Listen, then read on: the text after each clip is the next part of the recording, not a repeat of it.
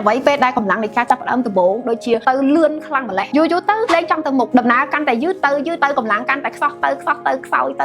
ទៅនេះវាមិនមែនជារឿងដ៏ចម្លែកទេនេះគឺជាដំណើរធម្មតានៃធម៌ពលពេលដែលយើងចាប់ផ្ដើមធ្វើរឿងណាមួយដំបូងគឺទី1យើងមានការបដិញ្ញាចិត្តខ្លាំងយើងមានក្តីស្រឡាញ់ខ្លាំងអញ្ចឹងអាកម្លាំងធម៌ពលនោះវាប្រមូលផ្ដុំដូចចិត្តយើងវាឆេះឈួលចង់ធ្វើតែម្ដងដល់តែពេលដំណើរនៅតាមផ្លូវយើងចាប់ផ្ដើមថយធម៌ពលយើងចាប់ផ្ដើមបាត់កម្លាំងដោយសារតែឧបសគ្គដែលវាជ្រៀតចូលក្នុងជីវិតអញ្ចឹងវាធ្វើឲ្យយើងខ្សោ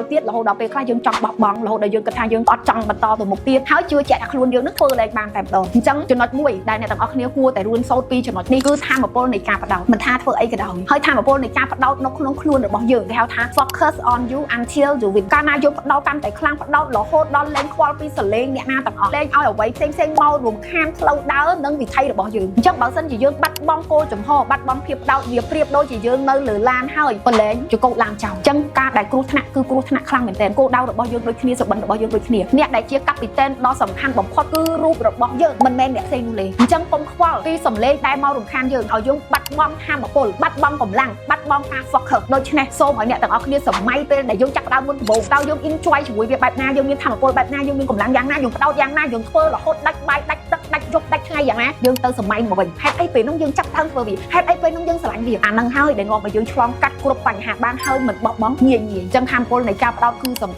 ខាន់រហូតដល់មនុស្សគ្រប់គ្នាជោគជ័យនៅលើអ្វីដែលខ្លួនឯងចង់បានកាលណាតែយើងចង់បានអីយើងបដោតអីគឺយើងបានដូច្នេះហើយទៅខ្ញុំអ្នកកុសៃប៉ូជាម្ចាស់ SP ខ្ញុំបានបង្កើត business ថ្មីមួយទៀតដែលឈ្មោះថា Focus Center ហើយ business នេះគឺខ្ញុំគម្រោងបង្កើតតាំងពី5ឆ្នាំមុនម្ល៉េះប៉ុន្តែមិនទាន់មានឱកាសតែឱកាសពេលនេះខ្ញុំបើក business នេះដើម្បីបញ្ជូននៅធម៌ពលដើម្បីនាំបងប្អូនរកឃើញនៅសក្តានុពលរបស់ខ្លួនឯងហើយគប់កកាយវាយកមកប្រើដើម្បីជំនះនឹងដើរចេញពីវិបត្តិផ្សេងឆ្ពោះទៅរកភាពជោគជ័យនៅលើវិថីនៃជីវិតរបស់ខ្លួនអញ្ចឹងបើបងប្អូនចង់ដោះស្រាយវិបត្តិឬក៏ចង់រកឲ្យឃើញនៅចំណុចខ្លាំងរបស់ខ្លួនអាចមកជួបគ្នានៅ Focus Power Center របស់អ្នកកុសៃប៉ូបាន